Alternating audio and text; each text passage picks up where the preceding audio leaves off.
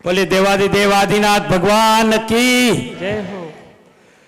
आचार्य श्री विद्यासागर जी गुरुदेव की जय हो। परम पूज्य आरिका माता जी पूर्णमती माता जी के चरणों में बारंबार वंदामी वंदामी वंदामी। संघस्थ सभी माता जी के चरणों में वंदामी। आप सभी बंधुओं को यहाँ पर जितने भी आए हैं श्री भारतवर्षीय दिगंबर जैन महासभा की ओर से मैं आपका हार्दिक अभिनंदन और स्वागत करता हूँ। आज की तारीख में पूरी दुनिया में जो विकट समस्याएं हैं और वो समस्या क्यों उत्पन्न हुई हैं उसके बारे में रहस्य उजागर करूँगा। वैसे तो मुझे ये आप सब जैन हैं, आपके सामने ये प्रवचन देने की मुझे कोई ज़रूरत भी नहीं है, लेकिन मैं मानता हूँ कि आज का मेरा इस अहिंसा का संदेश अगर आप सब तक कुछ अंश भी अगर आपके जेब में आता है, आपके माइंड में बैठता है, तो मैं आप सबको ये मानता हूं कि आप सब मेरे एम्बेसडर्स हैं। You all are my ambassadors. और आप सब पूरे दुनिया में जैनों को, अजैन को, जितने भी आपके साथी हैं उन सबको ये संदेश पहुंचाइए कि अब अगर इस जितना भी समय हमारा बचा हुआ है उसमें अगर इस दुनिया में आवश्यकता है तो केवल और केवल अहिंसा, अपरिग्रह और अनेकांतवाद की ये 3A फिलॉसफी है, 3A फिलॉसफी है, उसी की आवश्यकता है। अगर इसको फॉलो अप नहीं किया गया तो शायद पंचम काल तो क्या छठा काल और जल्दी आ जाएगा। इसलिए आप सबसे अनुरोध है कि मैसेज को थोड़ा ध्यान से सुने। मैं आपके सबके सामने पहले बताना चाहता हूं, अगर किसी ने कहा कि ये जैन धर्म है तो वो गलत है। जैन धर्म तो धर्म ही नहीं है, इस बात को नोट कर लीजिए। इसको तो कई अच्छे अच्छे भगवान ने और हमारे तीर्थंकरों ने भी कहा। जैन शब्द बहुत बाद में आया। ये जो है वो एक पूरी की पूरी प्रकृति की विज्ञान है। This is the actually science of the earth and cosmic order, ये कहा जाता है। और विदेशों में हम लोग जब पढ़ाते हैं तो यहीं से शुरुआत करते हैं। Jainism is the science of the earth and cosmic order. ये प्रकृति का और आकाश का विज्ञान है, ये कोई धर्म की बात नहीं है कि हमें ये करना है वो करना है। इसके किसी भी आगम के किसी भी अध्याय में, किसी ग्रंथ में अगर आप जाके देखेंगे तो उसकी तह तक जाइए, वहां पर सिर्फ और सिर्फ विज्ञान की बात ही कही हुई होगी, उससे ज्यादा बढ़कर और कुछ भी नहीं है। अब इसको हमें कैसे समझना और कैसे उसको प्रैक्टिस में लाना, इसके लिए बहुत सी बातें कही गई। जैसे कि हमारे इसके अंदर ये कहा कि पूरा का पूरा जो आकाश है उसके अंदर ठसाठस जीव भरे हुए हैं। और जो जीव की परिभाषा जो कही गई वो आत्म प्रदेश से लेकर के आकाश प्रदेश तक जो है वो बात कही गई है। और हमारे जब अपने जम्बू द्वीप के अंदर आते हैं, जम्बू द्वीप के अंदर जब आप भरत क्षेत्र में आते हैं और भरत क्षेत्र के अंदर सौर मंडल में हमारी पृथ्वी पर आते हैं, तो इसके पर्यावरण के प्रभु ने, महावीर ने इसके 5 घटक पहले ही बता दिए थे। और आज की जो साइंस है वो भी यही बात कह रही है, कोई नई बात नहीं कही है, कोई नया घटक नहीं कहा है। अगर आप देखें उस समय लेफ्ट साइड के अंदर तो वही 5 घटक जो लिखे हुए हैं, जहां हम आकाश की बात करते हैं, अग्नि की बात करते हैं। आकाश यानी कॉस्मोस्फेयर, अग्नि मीन्स हीलियोस्फेयर जो सूर्य से प्रकाश आता है, जल है हाइड्रोस्फेयर है, पृथ्वी है जो हमारा जियोस्फेयर है, ठीक है। इसी तरह से जो है पांचों के पांचों जो वायु है एटमॉस्फेयर, तो वो सब पांचों पांच मिल करके पर्यावरण के घटक हैं। और भगवान ने ये कहा कि अगर इन 5 घटकों के साथ में कोई छेड़छाड़ की तो तुम्हारा खुद का ही यहाँ रहना मुश्किल हो जाएगा, जो आज हम लोग देख भी रहे हैं। हमारी हालत क्यों खराब हो रही है? क्योंकि हमने स्वयं ने अपने इसी पर्यावरण के घटकों के साथ छेड़छाड़ प्रारंभ कर दी और आज अब हम मुश्किल में आ रहे हैं। भगवान ने तो कहा था कि ये अगर इसकी सुरक्षा करनी है तो मैं तुमको 3 बड़े मंत्र बताता हूं कि एक तो अहिंसा का मंत्र, अपरिग्रह का मंत्र और अनेकांत का मंत्र। अनेकांतवाद बहुत बड़ी चीज है, कभी इस पे फिर बाद में बात करेंगे। अपरिग्रह पे भी मैं आज बात नहीं करूंगा। मैं अहिंसा के 27 लेक्चरों की जो श्रृंखला है उसके अंदर सिर्फ माता जी का आभारी हूं कि उन्होंने आदेश दिया कि आज मैं उसकी समरी एक संक्षिप्त में आज यहाँ प्रेजेंटेशन करूं। लेकिन भगवान ने कहा था कि इस सबके अगर अगेंस्ट में तुम कुछ करोगे तो प्रति क्षण नहीं, एक मिली सेकेंड भी नहीं, माइक्रो सेकेंड भी नहीं, कंटिन्यूस लगातार एवरी नैनो सेकेंड जो कुछ कर रहे हो वो चीज इंक्रिप्शन यानी लिखावट के रूप में, आपके कर्म के रूप में लिखावट लिखी जाती है। दोस्तों साथियों, इसका भी सबूत है, शायद संक्षिप्त में अगर जब आएगा तो मैं बात करूंगा, बाकी फिर कभी कोई और माता जी अपने को आदेश देंगे, कोई और महाराज जी आदेश देंगे, हम सब फिर से मिलेंगे, फिर चर्चा करेंगे, उस समय कर्म सिद्धांत के बात करेंगे। लेकिन फिलहाल कर्मवाद और नियतिवाद को बाद में बात करेंगे। लेकिन ये हमारे पूरे मुख्य घटक हैं, मुख्य धर्म के आधार हैं। मैं आपको हिंसा की परिभाषा, आपने अगर ग्रंथ नहीं पढ़े हैं तो कोई बात नहीं, लेकिन वैसे आपको पढ़ने चाहिए। मैं ये नहीं कहता कि पैसा कमाना कोई इंपॉर्टेंट नहीं है, पैसा खूब कमाइए। ऐसे ऐसे भी खरबोपति हैं जो पैसा भी कमाते हैं लेकिन धर्म का रोज शाम को अपने घर में बैठ करके अपने ग्रंथों का भी अध्ययन करते हैं। अगर पुरुषार्थ सिद्धि उपाय या गौमटसार जीव कांड अगर आप पढ़ें तो आपको थोड़ा पता लगेगा हिंसा क्या है। मैं हिंसा का ये जो श्लोक लिखा है इसके मायने समझा देता हूं, मैं भी पढ़ने की, लेकिन क्योंकि टाइम अपने पास लिमिटेड है, मेरा लेक्चर ही 1 घंटा 10 मिनट चलेगा। तो ये जो अर्थ इसके अंदर कहा गया ये कि हमारे पास जो प्राणों की संख्या है वो लगभग पंचेंद्रिय जीव के पास 10 प्राणों की संख्या है। 5 तो हमारी इंद्रियां, 5 कितनी हमारी इंद्रियां, मन वचन काय 8, और as a function of longevity यानी आपके आयु टाइम 9, और 10वां हम जो सांस लेते हैं श्वास, ये 10 जो प्राण हैं। प्राण और जीव थोड़ा अलग है, कभी बैठ के उसके बारे में चर्चा करेंगे। तो 10 प्राणों से कोई भी आपने इस प्रकृति के अंदर हस्तक्षेप किया है, यानी कि आपने भाव से भी, उसमें भाव भी है, भाव से भी अगर आपने किया है तो वो भी हिंसा है। जबकि लोग क्या समझते हैं हिंसा यानी किसी को मार डालना, खत्म करना, क्षति पहुंचाना, यही हिंसा नहीं है। किसी को भी किसी तरह से कष्ट पहुंचाना चाहे भाव से, वो भी हिंसा है। अहिंसा शब्द बहुत नया है। अहिंसा शब्द तो भगवान महावीर के बाद से ज्यादा पॉपुलर हुआ, लेकिन इसका अर्थ नहीं कि जैन धर्म जब भगवान ऋषभदेव ने जो दिया था तो उस समय इसकी कल्पना नहीं की गई थी। सबसे पहला जो शब्द शुरू हुआ था स्वयं भगवान ऋषभदेव ने एक्सपेरिमेंटल जो है डिमॉन्स्ट्रेशन दिया था। जब आपको पता होगा कि भगवान ऋषभदेव के साम्राज्य में उस समय कोर्टयार्ड में उनके वहां पे नीलांजना नृत्य करने आई थी, तो नृत्य करते करते जब वो अचेत होकर के गिर गई और मर गई, यद्यपि सौधर्म इंद्र ने एक शायद मिली सेकेंड क्या माइक्रो सेकेंड भी नहीं लगाया, उसने नीलांजना ही बदल डाली थी, उसने नीलांजना बदल दी। लेकिन दूसरों को तो पता भी नहीं चला, सिर्फ एक व्यक्ति को, भगवान ऋषभदेव को ये सीन जो है वो दिखा और उन्होंने तुरंत खड़े हो गए और वहां से उस कक्ष को छोड़ करके वैराग्य प्राप्त कर लिया। इसको कहते हैं करुणा, इसको कहते हैं जीव दया। That is the basic fundamental definition from where the real Jainism started, जो जिसका पहला नाम था, उन्होंने सब वस्त्र उतार करके और बाहर चले गए और वैराग्य ले लिया।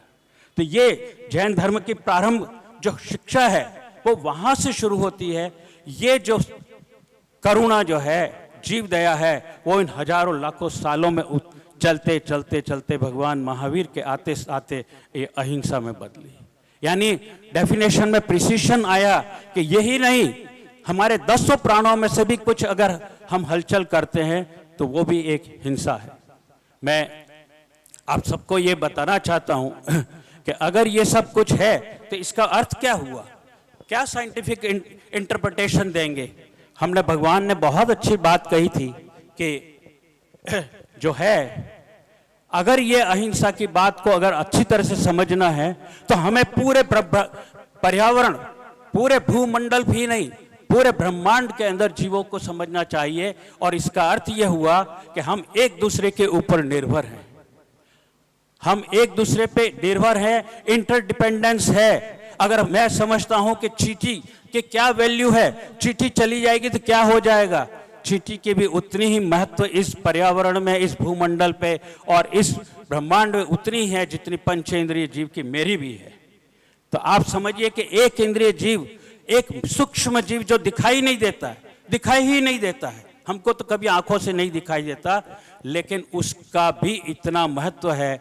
आज अपन सबूत के रूप में देखेंगे कि उसका महत्व कितना है सूक्ष्म जीव का, जिसके आधार पे हमारा जीवन टिका हुआ है। और हमने उसको कोई महत्व नहीं दिया, उसका तिरस्कार किया, हमने उनको मारना शुरू कर दिया, जिसकी वजह से आज फिर हम त्राहिमाम कर रहे हैं कि क्लाइमेट चेंज हो रहा है, पर्यावरण में इम्बैलेंस हो रहा है, बायोडाइवर्सिटी के अंदर डिग्रेडेशन हो रहा है, बायोडाइवर्सिटी लॉस हो रही है। अरे कौन कर रहा है? क्या भगवान महावीर कर रहे हैं वहां बैठे बैठे, या कोई और भगवान कर रहा है? अरे हम ही कर रहे हैं। We ourself actually are putting in danger to self. हम अपने आप को ही खतरे में डाल रहे हैं। और अभी तो वो स्टेज आई है, आने वाली स्टेज के अंदर तो और भी अहिंसा की बात को, ऐसा नहीं है कि भगवान महावीर ने कहा, इससे पहले अहिंसा का शब्द नहीं आया था। साथियों, मैं आप सबसे एक बहुत कहानी आपके सामने कहना चाहता हूँ। आपने नाम सुना होगा जिसकी वजह से महाभारत का युद्ध हुआ था। कौन कैरेक्टर थी जानते हैं ना? जिसकी वजह से, जिसके बोलने के अंदर अपनी खूबसूरती पे जिसको अभिमान था, कौन थी? द्रौपदी। द्रौपदी के अपने खूबसूरती के अभिमान की वजह से, अपने बोलने की श्रवण, कहिए कि बोलने की संस्कृति, भाषा संस्कृति खराब होने की वजह से जो है पूरा का पूरा महाभारत हुआ। महाभारत का युद्ध एक ऐसा विध्वंस युद्ध हुआ था जिसके अंदर 120 करोड़ लोगों की हत्या हुई थी। 120, ये इतिहास इसका साक्षी है और गवाह है। ये आप सोचिए कि अगर 120 करोड़ लोगों की हत्या हुई हो तो कितने एक इंद्रिय जीव मरे होंगे, कितने दो इंद्रिय जीव उसमें मरे होंगे। और उस हिंसा की वजह से आज तक जो पर्यावरण के अंदर, वायुमंडल में और पूरा का पूरा हमारा जो पर्यावरण के घटक हैं, उसमें इतना बदलाव आ गया कि जहां हम मंत्र से थे तो हम मंत्र से भी गए, तंत्र से भी गए, और आज हमें यंत्र का सहारा लेना पड़ रहा है। पूरा का पूरा वायुमंडल परिवर्तित हो गया। मैं अहिंसा का जो है, जब महाभारत समाप्त हो गया तो 18 पर्व लिखे गए। 18 पर्व में से महाप्रस्थानी का पर्व और अनुमोदना पर्व जो है, उसके अंदर ये कहा गया अहिंसा के बारे में, और अहिंसा की बहुत महा गाथा लिखी गई, बहुत अच्छी बातें कही गई कि अहिंसा से बड़ा कोई मित्र नहीं होगा, अहिंसा से बड़ा कोई आपका ये नहीं होगा। आप जरा पढ़ें कि अहिंसा से बड़ा कोई गुरु नहीं हो सकता।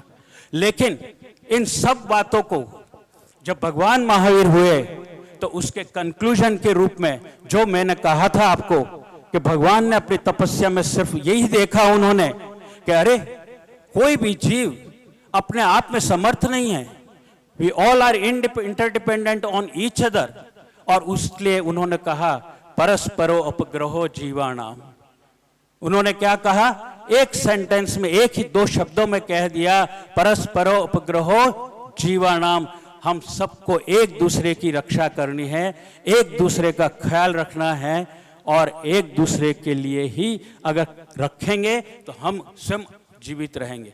इसी बात को अलग अलग शब्दों के अंदर, अलग अलग भावों में, अलग अलग देशों के अंदर किया गया। यही अहिंसा का संदेश लेके महात्मा गांधी ने भारत को आज़ाद किया। लेकिन परस्पर उपग्रहो जीवा नाम का संदेश लेकर के जो है अफ्रीका के अंदर बहुत बड़ा आंदोलन हुआ था।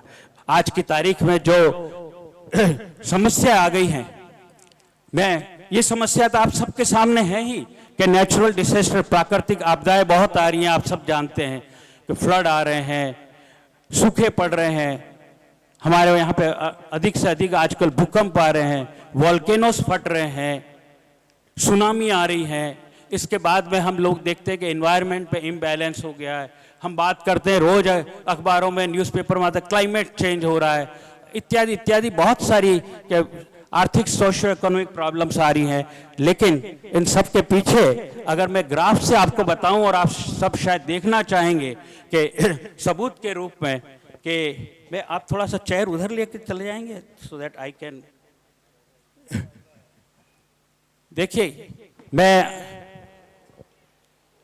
आप देखिए कि पिछले सैकड़ों सालों से अभी बस पिछले 50-60 सालों से लगभग आप देखिए कि संख्या जो है वो बढ़ती चली जा रही। मैंने इस ग्राफ के अंदर जो नेचुरल डिजास्टर्स हैं क्या क्या 14 करोड़ 13.6 मिलियन यानी 14 करोड़ के 1 मिलियन 10 लाख का होता है।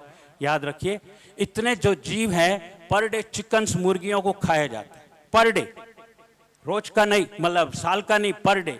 इसी तरह से आप देखिए फार्म फिश जो हैं तो लगभग 40 करोड़ के आसपास जो है इतनी प्रतिदिन जो है, फिर भी पेट की आग मिट नहीं रही है। और इसी तरह से इतने एनिमल्स आप देखिए, एनिमल्स बकरे गाय भैंस इत्यादि इत्यादि जितने भी हैं तो उनको भी 20 करोड़ प्रतिदिन के हिसाब से मारा जा रहा है। अगर इसका साल का जो उनसे कहा कि इंटीग्रेटेड डेटा समेशन करके और भेजिए, आप देखिए अरबों खरबों की संख्या में एक साल के अंदर जीवों की हत्या हो जाती। कितनी अरबों खरबों की संख्या में। जब उनसे पूछा गया कि आखिर ये हिंसा क्यों कर रहे हैं, क्यों खा रहे हैं, why do they are eating this non-vegetarian food? क्यों ये नॉन वेजिटेरियन फूड खाने के लिए इतने लालायित हैं? तो जवाब मिला विश्व के अच्छे अच्छे वैज्ञानिकों से, डॉक्टरों से, और क्या कहा, इससे हेल्थ अच्छी रहती है, इम्यूनिटी अच्छी बढ़ती है, इससे दिमाग अच्छा चलता है, ऑक्सीजन अच्छी मिलती है, ये अच्छा होता है, प्रोटीन्स मिलते हैं, लंग्स अच्छे रहते हैं, मजबूत रहते हैं, ये रहता है। तो मेरे दिमाग में भगवान भी मुझे मौका देता है। भगवान ने मौका दिया, माता जी मौका दिया। जब कोरोना आ गया तो मुझे तो लगा कि अब कोरोना के अंदर तो वही लोग बचेंगे जो नॉन वेज खाते हैं और वेजिटेरियन लोग तो मर जाएंगे। सही बात है माता जी, कि जो हमारे पास तो फिर जो है ना प्रोटीन्स होंगे, ना हमारे पास ऑक्सीजन, ना हमारे पास इम्यूनिटी होगी। तो मैंने एक एक्सपेरिमेंट किया, मैंने संयुक्त राष्ट्र संगठन से ही डेटा मंगाया, उनसे ही मंगाया, और वो भी 120 देशों का डेटा मंगाया। थोड़ा ध्यान से सुने और अंडरलाइन करें, आप टाइम की चिंता नहीं करें। 120 देशों का डेटा मंगाया कि कौन किस देश में प्रति व्यक्ति प्रति वर्ष कितना मीट खाता है और कम किधर है। और जो मैथमेटिकल टेक्निक्स होती है तो इक्वी पार्टीशन के मैंने 60 वो देश लिए और 60 और अलग देश कर दिए कि 60 वो देश लिए जिनमें 30 किलो प्रति वर्ष प्रति व्यक्ति से कम मीट खाया जाता है, और 60 वो देश ले लिए जो प्रति व्यक्ति प्रति वर्ष 30 किलो से ज्यादा खाता है। और अभी ये सारे नॉन वेजिटेरियन लोगों की कहानी, और ये पेपर पब्लिश हुआ, और आप सबका आशीर्वाद चाहता हूं। और ये जो है देखिए, ये हरा कलर जो है, ग्रीन कलर जो है, वो सब वो देश हैं जिनमें 30 किलो से कम खाया जाता है। रेड वो लोग हैं जिनमें 30 किलो से 100 किलो तक का प्रतिवर्ष। और वाई एक्सिस में दिखाया है जो डेथ, जो मृत्यु हुई प्रति उसके देश के कैपिटा के ऊपर, वो भी दिखाई है। जहां कम खाया जाता था उसकी कंपैरिजन में जहां ज्यादा खाया, 100 से 500 गुना ज्यादा मृत्यु हुई।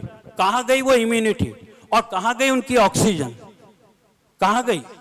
सबसे ज्यादा लोग अमेरिका में मारे गए, आपको सबको याद होगा मुझे कहें, और इटली में जहां सबसे ज्यादा नॉन वेज, इन्हीं देशों में, यूरोप और अमेरिका में, और वहीं पर ही सबसे ज्यादा मृत्यु हुई। आप आश्चर्य करेंगे, आप कहेंगे, मेरे से प्रश्न भी होगा कि जहां इंडिया में और बांग्लादेश तो सबसे विश्व के अंदर कम मीट खाता है, तो वहां क्यों इतने सारे लोग मरे, इंडिया में क्यों लोग मरे? प्रश्न होगा ना आप सबके दिमाग। इंडिया के भी पॉइंट ऊपर है, और बांग्लादेश में 5 किलो से भी कम होता है प्रति वर्ष प्रति व्यक्ति। इंडिया में कम से कम 8 किलो प्रति व्यक्ति प्रति, जबकि हम जैन लोग तो सब वेजिटेरियन लोग हैं। लेकिन साथियों, आपको आश्चर्य होगा ये सब जान करके, इंडिया का क्यों ज्यादा लोग मरे? इसलिए मरे कि हम खुद तो नहीं खाते हैं, लेकिन आवभगत मेहमान नवाजी में हम बहुत आगे हैं। हमने यहां से गायों को काट काट करके उनका मीट, बकरों को काट काट करके मीट जो है वो विदेशों में भेजा, और सबसे ज्यादा इस दुनिया के अंदर 25% जो मीट की डिमांड है वो भारत पूरी करता है। अगर हमारे कर्म अच्छे होते तो शायद नहीं मरते। हम ही ने सबसे ज्यादा हिंसा पैदा की। हमारे यहीं पे औरतों के एबॉर्शंस जो होते हैं वो भी यहीं पर ही सबसे ज्यादा विश्व का रिकॉर्ड है। सब पंचेंद्रिय जीवों की हत्या जो है वो हम ही ने की। मैं आप सबका और सभी मेरे भगवान महावीर का आशीर्वाद है, ये पेपर 2-2, 3-3 जगह पब्लिश हुआ। अब तक जो है लाखों लोगों ने पढ़ा। अब तक 2022 तक का डेटा दे रखा है और 1,40,000 से ऊपर लोग पढ़ चुके और आगे से आगे एक दूसरे को फॉरवर्ड कर रहे हैं। मैंने जब अहिंसा का मिशन आज से लगभग 22-23 वर्ष पहले प्रारंभ किया था, 97% लोग इस दुनिया के नॉन वेजिटेरियन थे। कोरोना के बाद जब ये पेपर पब्लिश हुआ, हमने अमेरिका में जाके वहाँ टाइम्स स्क्वायर पे जब प्रेजेंटेशन दिया, हंगामा किया, सड़कों पे दौड़े, क्या डॉक्टर नीता जैन और सब कम से कम आज 93%। मेरे से संयुक्त राष्ट्र संगठन ने भी पूछा क्या हो जाएगा, मैंने कहा सब 5% इज अ बिग डिफरेंस। 98 से 93% हुए, यही सबसे बड़ी जैन धर्म की उपलब्धि। मैं आप सबको इस बात का जो है शुक्रगुजार हूं। मैं दूसरी बात आना चाहता हूं, प्राकृतिक घटनाएं जिसकी मैंने बात की थी, कि प्राकृतिक घटनाएं जिसके अंदर विशेष करके मैंने जो लिया है, एक अर्थक्वेक, वोल्केनो और सुनामी। और भी मैं ले सकता हूं लेकिन अभी स्टूडेंट्स की कमी है। मैं आपको क्या दिखाना चाह रहा हूं इसके अंदर, ये साल हैं 1961 से लेकर के 2017, अभी तो मेरे पास 2020 तक का भी डेटा आ गया है संयुक्त राष्ट्र संगठन से। अलग अलग जो कंटिनेंट्स हैं, जैसे एशिया है, यूरोप है, नॉर्थ अमेरिका, साउथ अमेरिका इत्यादि, ये अलग अलग कलर से जो लाइन जा रही है, ग्राफ जा रहा है, तो वो वाई एक्सिस में मीट का प्रोडक्शन बता रहा है, कितना मीट का प्रोडक्शन।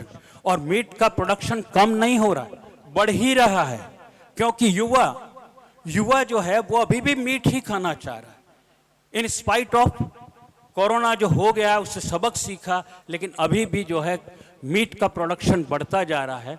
साथियों, मैं आपके सामने बताना चाहता हूं, आदरणीय परम पूज्य माता जी के चरणों में रखना चाहता हूं कि पहले 10 साल के अंदर जब मीट का प्रोडक्शन कम था, 40 अर्थक्वेक आए थे, 6 जो है वोल्केनोज आए थे और 4 सुनामी आई थी। फिर अगले 10 में जैसे ही बढ़ा, 42 हुए, 5 हुए, फिर और बढ़ा, वहाँ पे 39 हुए, 11 हुए। ये बढ़ते बढ़ते आज की तारीख में अभी जो दशक चल रहा है, इसमें जो है 401 अर्थक्वेक 10 वर्षों में आ चुके हैं।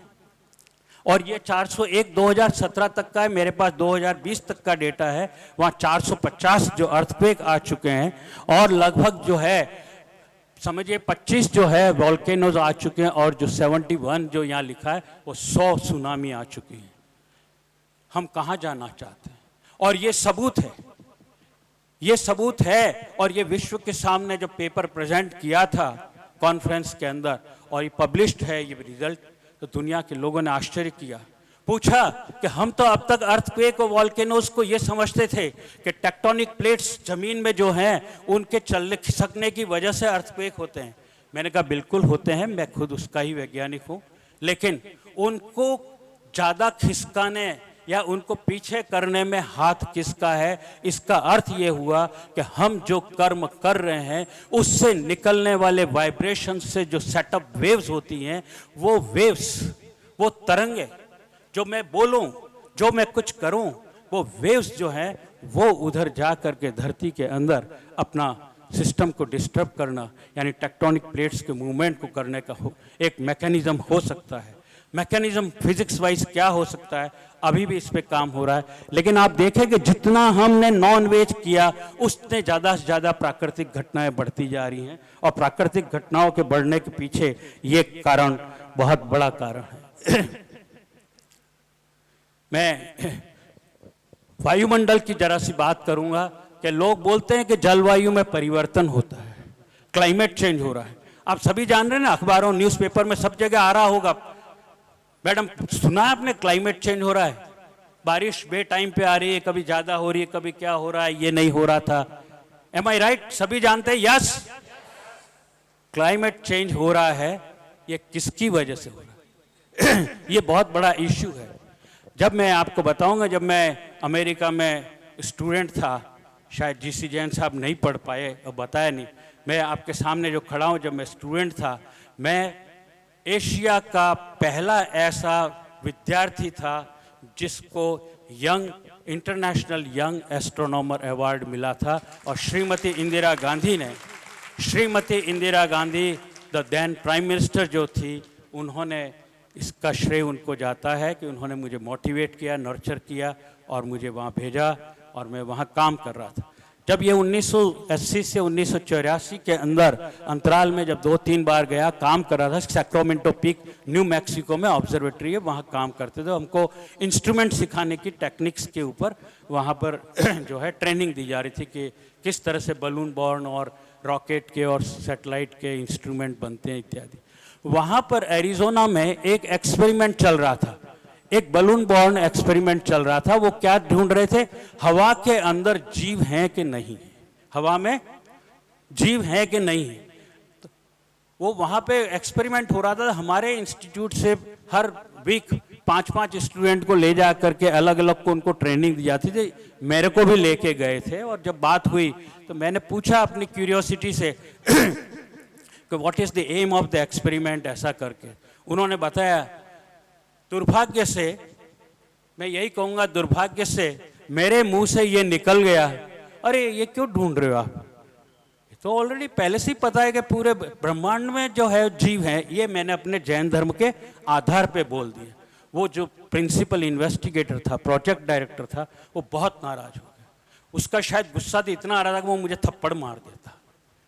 मारी नहीं, बस इतना ही किया, लेकिन उसने मुझे बाहर निकाल दिया। Get away. इतने बिलियंस ऑफ डॉलर का एक्सपेरिमेंट कर रहा हूं कि वायुमंडल में जीव हैं कि नहीं, सूक्ष्म जीवों की खोज कर रहा था। और ये लड़का आके बोलता है कि पहले से पता है कि जीव है, तो किस आधार पे बोल रहे हो?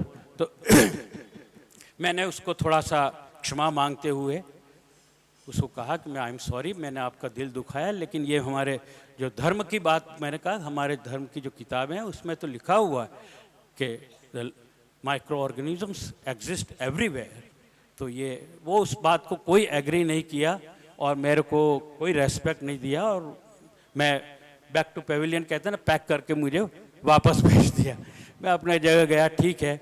बाद में वो एक्सपेरिमेंट हुआ और उस एक्सपेरिमेंट से 0.123 माइक्रोन जानते हैं ना, 1 मिलीमीटर होता है, उसका भी 10 लाख भाग के अंदर माइक्रोन बोलते हैं। तो माइक्रोन जो होता है इस तरह से चलता रहता है। तो बहुत सूक्ष्म जीव जो आंख से हमको दिखाई नहीं दे, ऐसे सूक्ष्म जीवों की प्रेजेंस उन्होंने डिस्कवर कर ली।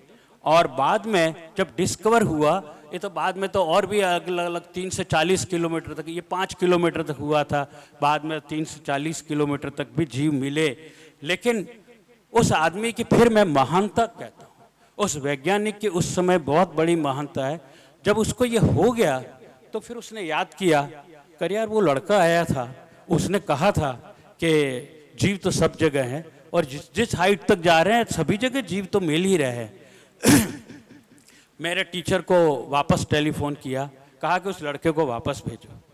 मेरा जो टीचर है वो थोड़ा डर गया कि अरे फिर से कुछ डांट वांट पड़ेगी और ऐसा। बुलाया, उसने कहा कि तुम कह रहे थे कि जीव होते हैं, ऐसा कहाँ लिखा है, मुझे बताओ ऐसा। वेयर आर द बुक्स, कहाँ हैं आपके ये ग्रंथ वगैरह जिनमें ये लिखा। अब जहाँ पे मैं काम कर रहा था वहाँ तो कोई जैन धर्म की कोई ऐसी किताबें वगैरह ग्रंथ थे नहीं। फिर मुझे याद आया क्योंकि मेरी माँ ने मुझे कहा था कि भाई ये ग्रंथों में लिखा हुआ है। तो मैंने फिर पता किया कि आपके यहाँ जैन धर्म का अगर किसी यूनिवर्सिटी में, तो उन्होंने कहा हार्वर्ड चलते। उसने सारा खर्चा उठाया, मुझे लेके गया हार्वर्ड, और हार्वर्ड की यूनिवर्सिटी में, और वहाँ जो जैन फिलोसॉफी के जो प्रोफेसर थे उनको पूछा कि ये लड़का ऐसा बोल रहा है। उन्होंने कहा हाँ यस, सभी जगह माइक्रो ऑर्गेनिजम्स तो सब जगह है, इसमें ये कौन सी। और उसने तुरंत अंदर से ग्रंथ ला करके जो है, और मालूम है कौन सा ग्रंथ लेके आया? सोच सकते हैं कौन सा? दिगंबरों का गोमट सार, पुरुषार्थ सिद्धि उपाय, जो मेरे खास विशेष जो थे आज तक। तो उसने कहा कि एवरीवेयर, त्रिलोक पंडिती वगैरह, ये कोई भी ले लो, इसमें सब में लिखा हुआ ही है। Anyway, this only I wanted to add the story कि ऐसा भी कभी कभी आपके जीवन में घटना हो सकती है। लेकिन सबसे बड़ी बात जो हमारे यहाँ नहीं कही गई थी, और उस व्यक्ति ने, उन लोगों ने उसके बाद सीरीज ऑफ एक्सपेरिमेंट्स चलते रहे, उन्होंने ये कहा कि यही माइक्रोब्स जो हवा में हैं, अब मेरी बात को आप बहुत ध्यान से सुनना, पीछे तक सभी के लोग, यही माइक्रोब्स, यही सूक्ष्म जीव जो आंख से दिखाई नहीं देते हैं, यही समुद्र के ऊपर बैठ करके वाष्प के साथ, जब गर्म हवा होती है उसके ऊपर बैठ करके ऊपर जाते हैं। कहाँ जाते हैं? उस गर्म हवा का, उस टेम्परेचर को सहन करके वो उसको ऊपर लेके जाते हैं, और ऊपर जाने के बाद में ट्रोपोस्फेरिक क्षोभ मंडल बोलते हैं, 4 से 5 किलोमीटर के अंदर जब बारिश की जब तैयारी होती है, तो बारिश की बूंद पे, साथियों, बारिश की प्रत्येक बूंद पे वो माइक्रोब्स बैठ करके नीचे आके ग्रेविटेशनल फोर्स से वो नीचे आके बूंद गिराता है, वो काम करता है और अपने जीवन की कुर्बानी देता है। हम लोग सोचते हैं आहा क्या मस्त झमाझम बारिश हो रही है, क्या बढ़िया बारिश हो रही है। अरे लेकिन किसकी कुर्बानी पे बारिश हो रही है, ये कभी किसी ने नहीं सोचा। इसीलिए भगवान महावीर ने कहा था, परस्पर उपग्रहो जीवाणु। अगर ये माइक्रोब्स नहीं हो तो हम बारिश कहाँ से लाएं? वो छोटा सा जीव जो दिखाई नहीं देता, उसका कितनी बड़ी अहम भूमिका है, उसको हम लोग बोलते हैं हमारी साइंस के अंदर cloud condensation nuclear, but they play such an important role. कितना बड़ा जो है भूमिका उसकी होती है। मैं आपके सामने, लेकिन हम लोग क्या कर रहे हैं, इसी जीवाश्म को, इसी माइक्रोब्स को खत्म करने के लिए पूरा जो एटमॉस्फेयर है उसको एविएशन इंडस्ट्री बना दी। भगवान ने नहीं कहा था कि तुम इसको, हवा को जो है उसको पूरा का पूरा उद्योग धंधा बना दो, इंडस्ट्रीज के अंदर कन्वर्ट कर दो। इतने प्लेन्स, इतनी कार्बन डाइऑक्साइड जो है वायुमंडल में जाती है। मैं अब सारे आंकड़े पेश नहीं करूंगा, लेकिन मैं आपके सामने कहना चाहता हूं, बहुत ज़्यादा जो कार्बन डाइऑक्साइड का हिस्सा है जो वायुमंडल में बढ़ता जा रहा है, इतना बढ़ता जा रहा है कि जिसकी वजह से जो है वो सूक्ष्म जीव जो है वो समाप्त होते जा रहे हैं। मैं एक बात और कहना चाहता हूँ, इतने सारे एयरक्राफ्ट जो जा रहे हैं, उनके ईंधन से जो निकलता है तो वो खतरनाक जो न्यूक्लियर पार्टिकल्स, बेरियम और स्ट्रोंशियम जैसे और अदर जो है पार्टिकल्स भी नीचे आके गिरते हैं, और छोटे छोटे नए बच्चों का जो जन्म होता है, नए बच्चों का जन्म होता है, तो आप देखते हैं कई सारी नई अलग अलग तरह की उनको बीमारी जो होती है, तो वो इस पार्टिकल्स की वजह से होती है। We should be very very careful. हम ही लोग अपने ही पाँव में कुल्हाड़ी मार रहे हैं। ये कोई, और ये बात भगवान ने ऑलरेडी कही थी कि कोई ज़्यादा करने की ज़रूरत नहीं है तुम्हें अपना जीवन यापन करने के लिए। मैं थोड़ा सा अब आपको ये दिखाना चाहता हूँ, ये हवा के अंदर मैंने बात की। मैं If you ask most people, समुद्र के अंदर जीवाश्म होते हैं, समुद्र के अंदर ऐसे जीवाश्म होते हैं जो हमें दिखाई नहीं देते। वो जीव है, एक इंद्रिय जीव है, और कॉलोनी की कॉलोनी, लेकिन मेंटली अच्छे दिमाग वाले जो हैं, वो सूर्य की रोशनी है उसको नीचे तक लेके जाते हैं। हमने बहुत बड़े वो जो है एक्सपेरिमेंटर्स जो थे, उन्होंने बड़े बड़े माइक्रोस्कोप्स जो है वो ले करके, ये देखिए कि जो आंख से नहीं दिखाई देते, लेकिन उनको हम माइक्रोस्कोप्स जो बड़े बड़े हैं उनके साथ देखा गया। और मेरे पास समय नहीं है कि मैं आपके साथ शेयर करूं पूरा का पूरा ये और उसको बताऊं, लेकिन जो माइक्रोब्स हैं, यही जो बड़ी मच्छियां, बड़े जो जीव हैं, उनका, बड़े जीवों को जो जीवन देते हैं वो ये देते हैं, और वो मछलियां जो जानती हैं वो इनको खत्म नहीं करती, उनको खत्म करने का काम मनुष्य कर रहा है।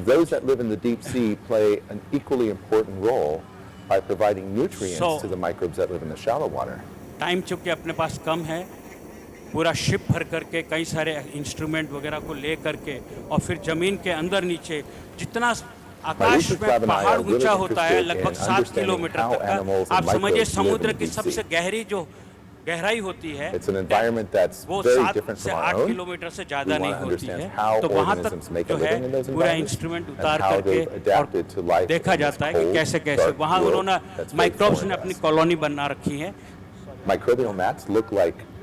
मैं इसको अभी बंद करूंगा। मैं जो कहना चाहता हूँ बात मैंने कह दी है।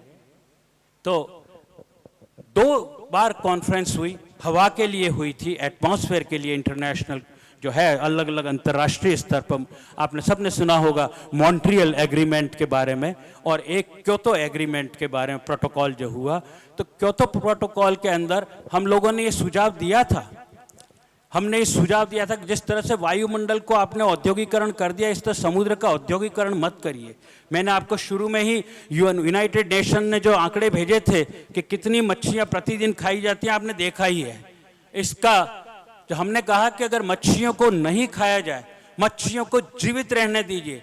मच्छियों की सबसे बड़ी इंपॉर्टेंट एक कैरेक्टरिस्टिक होती है, वो कार्बन डाइऑक्साइड को अपने अंदर उतार लेती है, वो शोषण कर लेती हैं और वो कार्बन डाइऑक्साइड को ले जा करके समुद्र के अंदर उसकी सतह पर जमा कर देती है। यही कार्बन डाइऑक्साइड, आप सबको आश्चर्य होगा, ये अगर जमा हो जाए और हजारों साल तक रहे अंदर जमीन में जाए, वही वोल्केनो के साथ में हीरे पन्ने कोयला वगैरह ये वापस बन करके हमारे लिए मनुष्य के काम के लिए आते हैं। लेकिन हमने क्या किया कि उस बात को नहीं सुना और प्रोटोकॉल के अंदर बात बार बार आई कि अगर हम मच्छियों को ही खत्म कर देंगे तो कार्बन डाइऑक्साइड जाएगी कहाँ। दूसरा ये तरीका हो सकता है कि हम विश्व में अधिक से अधिक जमीन के ऊपर पेड़ लगा दें।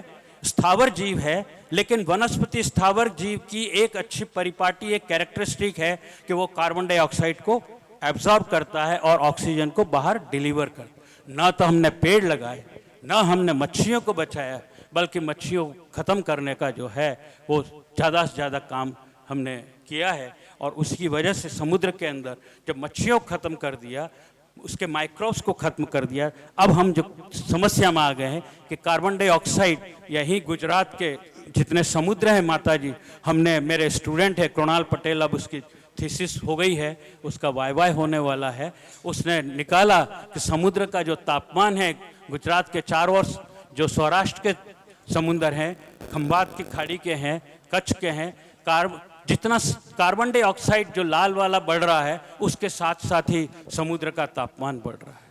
अब बताइए, समुद्र का तापमान बढ़ रहा है, गवर्नमेंट के पास जाने वाले हैं, स्टेट गवर्नमेंट के पास में, सेंट्रल गवर्नमेंट के पास डेलीगेशन लेकर।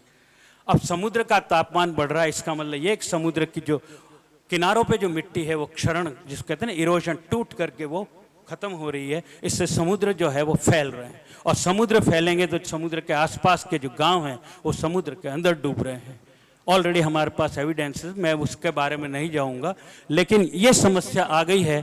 तो इस समस्या की वजह से अब जो है नई, जिसको कहते हैं क्लाइमेट जो है वो चेंज हो रहा है। तो क्लाइमेट चेंज करने का जो मुख्य कारण है वो कार्बन डाइऑक्साइड, और उस कार्बन डाइऑक्साइड का जो कारण है वो इंडस्ट्रियल इवोल्यूशन है। मैं आपके सामने अब थोड़ी सी दूसरी समस्या जो है उसके ऊपर आऊँगा कि जो पर्यावरण का असंतुलन की बात करते हैं कि इन्वायरमेंटल इम्बैलेंस हो रहा है, लेकिन क्यों हो रहा है? अब तक मनुष्य ने लगभग समुद्र के अंदर, थोड़ा याद रखिएगा, लगभग 20 प्रजाति समझते ना, स्पीसीज, वो हमेशा के लिए ही खत्म कर दी, हमेशा के लिए खा गए, उनके अंडों को भी खा गए, उनके सब कुछ खत्म कर दिया। और लगभग 514 पुरानी बात है, अब तक जो यूएनओ ने रिकॉर्ड भेजा है, लगभग 540 जमीन पर जो प्रजातियां हैं उनको भी खत्म कर दिया, खा गए। अरे यूरोप के लोग बहुत इसके अंदर उनको शौक होता है, पता नहीं अलग अलग जीवों को खाने का शौक होता है। जैसे जापानीज को समुद्री जीव खाने का शौक होता है, चाइनीज को समुद्री जीव खाने का शौक होता है, इनको ये शौक होता है। तो ये कहा गया कि अगर समुद्र में इस तरह से होगा तो इतना बड़ा प्रलय आएगा कि मिलियंस ऑफ ईयर्स, यानी करोड़ों साल तक फिर इंसान की बात तो दूर रही, जीव की कोई भी जीवाश्म का पैदा होना भी मुश्किल हो जाएगा। ये हालत जिसको हमारे यहाँ छठा काल की जो बात की कल्पना की गई है इस धरती पर, ऐसा नहीं कि पहले एक्सटिंक्शन नहीं हुआ, 5 बार एक्सटिंक्शन हो चुका है इस धरती पर, 5 बार प्रलय आ चुका है, सारा का सारा जीव खत्म हुआ। लास्ट जो प्रलय आया था, डायनासोर का नाम सुना होगा आपने, 6.5 करोड़ वर्ष पहले। और ऐसा ना हो कि हमारी अपनी गलती की वजह से, मनुष्य अपनी गलती की वजह से ही मनुष्य स्वयं खत्म हो जाए। और छठा एक्सटिंक्शन जो साइंटिस्ट लोग कह रहे हैं, वैज्ञानिक लोग कह रहे हैं कि बस आने का समय हो गया है। तो we all should be careful, हम लोग को अपना ध्यान रखना बहुत जरूरी है।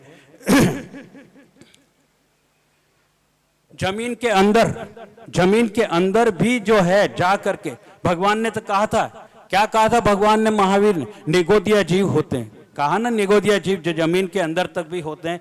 अब आप चाहे 1 किलोमीटर जाओगे, 10 किलोमीटर जाओगे, 100 किलोमीटर, यानी बहुत तापमान है 400 डिग्री का, तब भी वो तो वहां जीवित है। और माइनस में अंटार्कटिका के अंदर भी नीचे जाओ तो वो भी जीवित है, और इसकी रिसर्च हो चुकी है। इसका मतलब भगवान ने तो जो कहा वो तो सत्य है। लेकिन अब आप माइंस ऑफ मिनरल्स के पीछे रेस लगाएंगे और उनको मारना शुरू करेंगे तो नीचे की हीट का तो इम्बैलेंस होगा ही। फिर नीचे की हीट इम्बैलेंस हुई तो अर्थक्वेक, फिर जो है टेक्टोनिक प्लेट्स वगैरह सब में जो है त्वरिता यानी एक्सेलरेशन आएगा ही आएगा। ये कहने का अर्थ है यहाँ पर कि हम तो हर जगह कोई जगह छोड़ नहीं रहे हैं।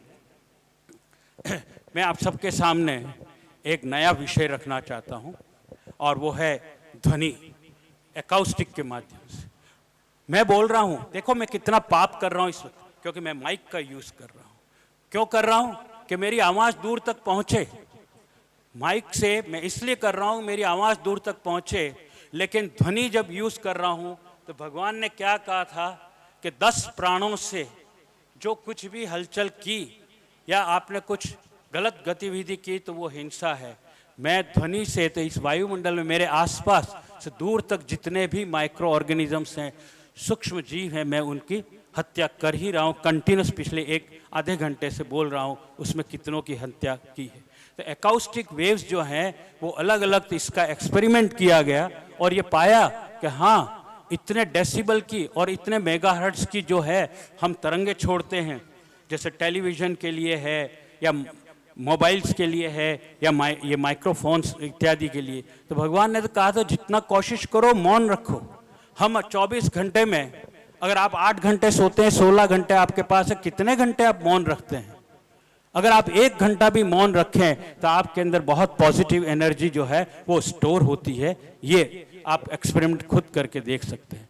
लेकिन हमने जितनी भी आपने कहा देखा होगा कि आप जितनी ऊर्जा जो नष्ट कर देते हैं उतना ही आप टेंशन में आते हैं। आप अपने अंदर की जो पॉजिटिव ऊर्जा वो तो आपने खत्म कर दी, तो आप देखना शाम के टाइम पे you will be always under tension, stress में होंगे। और यही बात को एक बड़े ही अजीब तरह के जो है एक्सपेरिमेंट एक डॉक्टर से जो हमने रिक्वेस्ट की थी, तो उन्होंने 3 तरह की नई तरंगों की खोज की। आप सबको अब ध्यान रखने की जरूरत है, क्योंकि थोड़ा सा मैं अब कर्म सिद्धांत का जरा सा उल्लेख करूंगा कि क्यों कर्म सिद्धांत काम करता है। आप देखिए कि बहुत ही सूक्ष्म वेवलेंथ, यानी जो दूर तक जा सकती, आपको मैं साइंस नहीं सिखाना चाहता, लेकिन जब मैं ये कहूँ कि वेवलेंथ कम है, सूक्ष्म है, इसका मतलब वो बहुत दूर तक जा सकती, वो डिस्टेंस बहुत दूर तक जा सकती। ऐसी तरंगे जो हैं तो हार्ट के लिए, फेफड़ों के लिए तरंगे की खोज की। लेकिन अभी रिसेंटली 4-5 वर्ष पूर्व 0.1 हर्ट्ज की ट्रॉबे हेरिंग 2 साइंटिस्ट थे, उन्होंने नई तरंग की खोज की। उन्होंने कहा ये मेंटल स्टेट को बताती। किसको बताती है? आपका भाव क्या है, आपका दिमाग में क्या चल रहा है, व्हाट आर यू थिंकिंग। प्रतिपल आप देखिए हमारा माइंड कभी सेट होता ही नहीं है, कभी शांत नहीं होता, कुछ ना कुछ तो हमेशा चलता ही रहता है। सो एवरी टाइम जो है उसका रिकॉर्डिंग, अगर आपने भाव से कोई बहुत बड़ा किसी को उसने मेरी बेइज्जती कर, उसको तो देखो मैं क्या करता हूं, बस इतना बोला है ना, मीन्स वो 0.1 हर्ट्ज है तो वो 50 किलोमीटर तक दूर जा सकती है, 30 किलोमीटर तक दूर जा सकती, और इससे भी कम की होंगी तो ऊपर आपके आत्म प्रदेश से आकाश प्रदेश तक जा सकते। साथियों, आपने सुना होगा तेजस वर्गणा और कर्म वर्गणा के बारे में। यही जो तरंगे, वाइब्रेशंस, ये जो जाते हैं उनको कोलाइड करते हैं, उनके अंदर वाइब्रेशंस करते हैं, और वही बिल्कुल इंक्रिप्शन आपने कहा है तो आपका गोत्र, आपके नाम कर्म के हिसाब से आपके ही आत्म प्रदेश के साथ कर्म बंद होगा। डिटेल्स फिर कभी मौका मिलेगा तो समझाएंगे, लेकिन अभी थोड़ा सा मैं ये कहना चाहता हूँ कि जो है जितना भी कहा भगवान ने तो हर तरह की बात का, तो आज उसका जो है वो प्रत्यक्ष प्रमाण है। देखिए हमने इलेक्ट्रोमैग्नेटिक वेव्स सबसे ज़्यादा खतरनाक क्वेश्चन आया था जब मैं वहाँ कोलोराडो के यूनिवर्सिटी के अंदर जब मैं लेक्चर दे रहा था, तो उन्होंने, क्योंकि वहाँ डिपार्टमेंट ऑफ जैनिज्म के अंदर पढ़ाया जाता है, और वहाँ पे एक क्वेश्चन पूछा एक लड़की ने कि नहीं सर आप गलत कह रहे हैं, आपके तो धर्म के अंदर इलेक्ट्रोमैग्नेटिक फील्ड की कभी कोई बात कही नहीं गई थी। इलेक्ट्रोमैग्नेटिक फील्ड की भगवान महावीर के जितने भी हैं उसमें कोई इलेक्ट्रोमैग्नेटिक फील्ड की बात नहीं थी। भगवान ने जो है उस टाइम पे कोई इलेक्ट्रिक फील्ड नहीं था, कोई मैग्नेटिक फील्ड नहीं था। मैंने कहा हाँ, उस समय इलेक्ट्रिक फील्ड और मैग्नेटिक फील्ड की बात नहीं कही गई। इसका अर्थ ये नहीं कि भगवान को इलेक्ट्रोमैग्नेटिक फील्ड का ज्ञान नहीं था या उन्होंने उसके अंदर देखा नहीं अपनी तपस्या के अंतराल। आप बल्कि उसको ये समझो कि उन्होंने दो विशेष करके और एक विशेष करके वर्गणा की पार्टिकल्स की बात की थी, और वो है तेजस। तेजस मीन्स प्लाज्मा, जिसको हम लोग क्या बोलते हैं आज की तारीख में, प्लाज्मा जो बोलते हैं, वो इलेक्ट्रॉन्स का जो और आयंस का जो है, और उसी के वजह से उसकी ही एप्लीकेशन से इलेक्ट्रिक फील्ड और उसके परपेंडिकुलर मैग्नेटिक फील्ड बनता है। उन्होंने कहा था कि ये सबसे ज़्यादा खतरनाक चीज़ है, इसके उपयोग से बचें। इसके और इलेक्ट्रॉन को जो है वो तो हमारे भगवान ने एक जीव के रूप में संज्ञा दे रखी है। इलेक्ट्रॉन की मोबिलिटी होती है तो उसको जीव के रूप में दे रखी है, तो इसलिए इलेक्ट्रोमैग्नेटिक फील्ड। और अब देखिए, अब जब हमने इतने सारे इलेक्ट्रोमैग्नेटिक फील्ड के गैजेट्स बना लिए, तो अब पता लग रहा है कि कितने सारे जीवों की जो है हत्या हो रही है आकाश में। इधर टीवी चल रहे हैं, केबल्स चल रहा है, इंटरनेट चल रहे हैं, ये चल रहे हैं, इतनी हाई टेंशन की जो है वेव्स चल रही हैं अलग अलग। और ये मैं नहीं कह रहा, ये सबूत हो गया। और विश्व की सबसे बड़ी पत्रिका रिसर्च जर्नल नेचर ने पब्लिश किया कि हाँ, जैन धर्म में जो बात कही है वो सही है कि इलेक्ट्रोमैग्नेटिक फील्ड, जैनिज्म का नाम नहीं लिखा, लेकिन इलेक्ट्रोमैग्नेटिक फील्ड से, उसके वाइब्रेशन से, उसके चलने से सबसे ज़्यादा हिंसा होती है। यूरोप के लोग तुरंत सतर्क हो गए। उन्होंने एक कमीशन बैठा दिया कि क्या सचमुच में इससे बहुत बड़ा नुकसान होने वाला। और जब कमीशन ने रिपोर्ट की कि हाँ ये इलेक्ट्रोमैग्नेटिक फील्ड से समाप्त होने वाला है, माता जी से शायद संदेश आया, जीसी जैन साहब ऐसा कह रहे हैं, तो मैं इसको शॉर्ट करके मैं एक एक्सपेरिमेंट के बारे में बताऊंगा। मधुमक्खियों के ऊपर एक्सपेरिमेंट किया गया, छोटी छोटी बीज पे, और उनके ऊपर इलेक्ट्रोमैग्नेटिक अलग अलग टेंशन के अलग अलग वोल्टेज के सिग्नल्स भेजे गए। माता जी आप देखिए कि जो छोटा जीव है एक मधुमक्खी, तो उसके ऊपर जो जब रवाना हुए अपने छत्ते से, अपनी रानी के वहाँ से दूर गए, और उसके ऊपर जैसे ही सिग्नल पड़ा तो वो अपना माइंड काम करना बंद कर दिया, वो अपना रास्ता भटक गया। और मधुमक्खी की कैरेक्टरिस्टिक होती है वो उधर ही जाती है जहाँ उसकी रानी माँ होती है और जब वो रास्ता भटक गई तो सारी मधुमक्खियाँ मर चुकी थी। सारी मधुमक्खियाँ एक्सपेरिमेंट में जो थी, इसका बाद में कभी डिटेल में चर्चा है? बस 1-2 मिनट आप मैं ख़त्म कर लेता हूँ। मैं अभी और एक चीज़ है कि किस तरह से वनस्पति के अंदर जो जीव अभी है, समय है, चलने दीजिए। माता जी मैं ज़्यादा नहीं, 10-15 मिनट चलेगा तो प्रॉपर चलने दो, माता जी सुनेंगी पूरा। अच्छा ठीक। तो मैं जरा सा एक एक्सपेरिमेंट, और जिसपे मैंने तो लेक्चर दिया, और वहाँ से फ्लोरिडा से क्वेश्चन का आया था, लेक्चर के ऊपर क्वेश्चन आया था, मैं जरा जवाब देना चाहता हूँ। यहाँ पे शायद ही किसी को पता हो, लेकिन ये एक छोटा सा वीडियो है। Can I share with you something really freaking इस crazy? वीडियो में ये कहा गया We है did this little experiment, कि and पौधों all of के you अंदर watching जो can do this जीव है, experiment. ये We बात तो took जैन 3 धर्म little ने petri कही dishes, कि we put वनस्पति में भी seeds जीव on है, this, some cotton bud with और water हम लोग कहते and हैं seeds. स्थावर है। Okay, so A, B, and C. मानते हैं ना आप In सब one, स्थावर जीव हैं, it was और basically उसके the अंदर क्या control group. We कैरेक्टरिस्टिक है didn't do टच anything की, different, just स्पर्श left it करने by की the जो है वो window. उसके The अंदर second है। one लेकिन was the यहाँ पे इस negative. My एक्सपेरिमेंट team में would like ये to बता say, रहे हैं yeah, I तीन hate अलग अलग you, you're तरह के ugly, तो you're एक जैसे like पौधे ugly. लिए, I bet when you sprout, your leaves will be upside down. You'll be tiny. The other plants won't like you. You're a puny little pathetic plant, and I hate you. As nasty as you can get when you're talking to a plant. Now the third one You just praise it with compliments. You are going to have the most beautiful green leaves. You are going to be so beautiful. You're going to light up a room. I'm so proud of you. You're going to grow so tall and healthy. एक जैसे पौधे Okay, तीन now अलग look at अलग the जगह picture. लिए, This is the picture. एक के अंदर And you कोई can see परिवर्तन the नहीं किया, control group is एक के अंदर जो mid-size. है The one उसको that we गालियां insulted, दी, the पौधे negative को क्या plant, किया, the leaves are literally गालियां दी, upside down. ओ तू सबसे खराब है, Tiny and short. Now look बदतमीज at है, the tall तेरे को one. कुछ That's पता the नहीं one that we चलता, express तो इस विश्व gratitude का and सबसे खराब है, appreciation. तेरी पत्तियां Anybody झुक can do जाए this. तुझे In ये fact, हो in जाए some वो school हो they're जाए, using और this तीसरे as an पौधे को exercise. वही सेम पौधा उसी टाइप का कोई अलग नहीं, उसको कॉम्प्लीमेंट्स दिए, आहा तुम तो इस दुनिया के सबसे अच्छे पौधे हो, तुम्हारा जो विकास है वो ज़्यादा अच्छा हो। तो इस तरह से जो तो उसके अंदर देखा गया कि जिस पौधे को गालियां दी थी, एब्यूज़ किया गया था, उसकी टहनियाँ पत्तियाँ सब के सब 31 दिन के अंदर अंदर झुक गई और लगभग मरने के बराबर हो गई। और जिसको कॉम्प्लीमेंट्स दिए थे उस पौधा इतना विकसित हुआ कि पूछिए मत, यानी टाइम से पहले बल्कि इसकी अच्छी ग्रोथ होने लगी। तो वहाँ से मेरे को प्रश्न आया फ्लोरिडा से ऑनलाइन कि डॉक्टर जैन, आपने अपने प्रवचन में कहा था कि यह स्थावर जीव है, ये टच करने से समझता है, हम समझ सकते हैं कि इसमें जीव है, लेकिन ये क्या बात हुई कि पौधा सुन सकता है? ये तो सुनने की बात होगी, हुआ ना कि पौधे को गालियां दी तो वो झुक गया, और जो है और दूसरे को जो है उसकी तारीफ की तो वो अच्छा ग्रोथ होने लगा। तो मैं आपको बताना चाहता हूँ कि कोई भी जीव हो, चाहे एक इंद्रिय जीव हो, सूक्ष्म जीव हो, ये जीव थोड़ा सभी ध्यान से सुने। हमारे भगवान ने कहा था प्राण के अंदर जो है विकास, उस जीव के अंदर विकास तभी होता है जब पर्याप्ति होती। क्या होता है? प्राण के साथ पर्याप्ति चाहिए, और सबसे पहली पर्याप्ति, जैसे ये पौधे हैं तो आहार पर्याप्ति सबसे पहले हर एक जीव को कौन सी चाहिए? आहार पर्याप्ति चाहिए। ऐसे हमारे यहाँ 6 पर्याप्ति की बात कही गई है।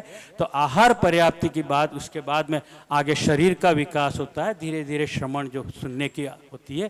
तो इस तरह से तो अलग अलग इंद्रियों के जीव का, जैसे एक इंद्रिय है तो 4 उसकी जो है वो पर्याप्ति होंगी वगैरह। तो ये बातें जो है जब समझाई, तो क्योंकि पर्याप्ति के बारे में मैंने नहीं बोला था, लेकिन आप सब जरा पढ़िएगा, मैं आपसे अनुरोध करता हूँ।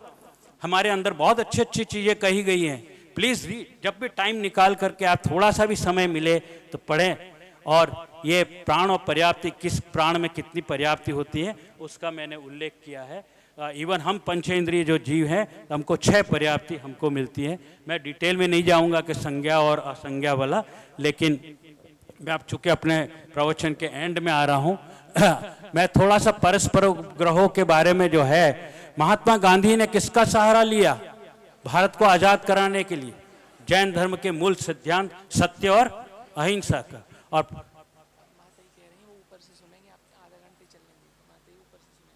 अब बस खत्म ही हो रहा, 10 मिनट माता जी रुक जाएं, है ना 10 मिनट माता जी प्लीज़। ये आज मेरा अनुरोध है। हम लोगों ने लेट ही स्टार्ट किया, मैं तो आ गया था 5 बजे से लेकिन यह व्यवस्था ही नहीं थी उस समय, क्षमा करें। तो मंडेला ने, आपने नाम सुना होगा, अफ्रीका में मंडेला का नाम सुना कि नहीं?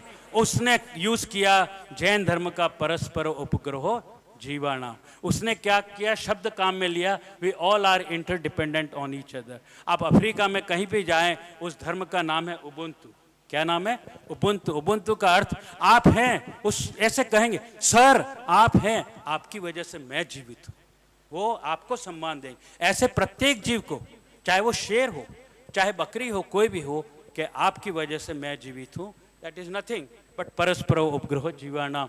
तो ये परस्पर उपग्रह जीवाणाम जब मैं अफ्रीका के इथियोपिया में, केन्या में, जो हमारे भारतवर्षीय दिगंबर जैन महासभा की ओर से हम अलग अलग जगह ये श्रमण संस्कृति की खोज कर रहे थे, तो निर्मल जी को मैं बहुत बहुत उनको श्रद्धांजलि देता हूँ कि उन्होंने बहुत सपोर्ट किया इस चीज़ के लिए। और वहाँ हमको पता लगा कि वहाँ तो जैनिज़्म ऑलरेडी पहले से ही बहुत सारे सिद्धांत जो हैं वो वहाँ प्रचलित हैं। तो आप देखिए कि कई तरह अलग अलग तरीके से जो है जैन धर्म की प्रभावना वहाँ पर विद्यमान है।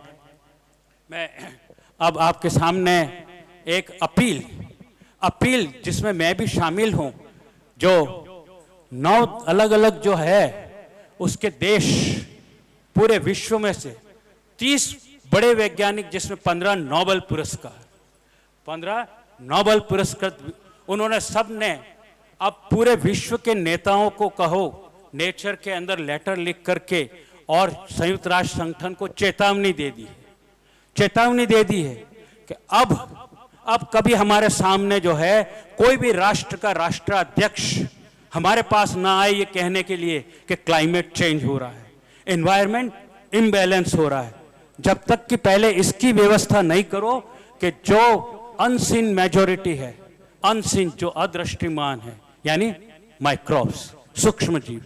मैं आज ज़्यादातर आपके सामने सूक्ष्म जीव पे ज़्यादा वजन दे रहा हूँ कि सूक्ष्म जीव को जब तक आप केयर नहीं करेंगे तो सारा वायुमंडल, सारा क्लाइमेट, सारा एनवायरनमेंट, सारी बायोडाइवर्सिटी जितने जीव हैं उनके अंदर तो जो है परिवर्तन आता ही रहेगा और इस धरती के ऊपर आपका क्लाइमेट चेंज होता रहेगा। ये बहुत बड़ी एक रिक्वेस्ट है मेरी तरफ से, आप सबको अपील है कि इसका ध्यान रखें। और हमने इस हद तक चले गए हैं, हमने इस हद तक हिंसा में चले गए हैं कि हम अपने ही पूर्वज के बच्चों को आज इतना खतरे में डाल दिया है। कैसे खतरे में डाल दिया है? ये कहाँ रहते हैं? जंगलों में रहते हैं। कहाँ रहते हैं? और हमने जंगल काटने शुरू कर दिए, डिफॉरेस्टेशन। अरे आज थोड़ी देर के लिए आप कल्पना करिए, मैं घर में अपने बैठा हूं और मेरे अपने घर में मेरे को आ करके कोई मारे और घर से बाहर फेंक दे, मेरे बच्चों को बाहर फेंक दे, मुझे कैसा लगेगा? यही सूक्ष्म पक्षियों के साथ में यही समस्या हो रही, जीवों के साथ यही समस्या हो रही। हम उनको इंडस्ट्रियलाइजेशन के नाम पे, गोल्ड की माइंस के नाम पे, कोल की माइंस के नाम पे हम सारे जंगल जितने फॉरेस्ट हैं उनको काटते चले जा रहे हैं, तो ये आखिर कहाँ जाएंगे? जिसको ये इनकी डैन है, इनका घर है, कहाँ जाएंगे? आज वो अब हमें रिक्वेस्ट कर रहे हैं। कितने आश्चर्य की बात है, हम जिसके वंशज हैं, हमारे ही पूर्वज हमको रिक्वेस्ट कर रहे हैं, मेरी औलाद को बचाओ। इससे शर्मनाक बात क्या हो सकती है? ये बहुत बड़ा विश्व के सामने मैंने संदेश रखा है और इसको कंसीडर किया जा रहा है कि हद हो गई अब तो हमारी हिंसा की।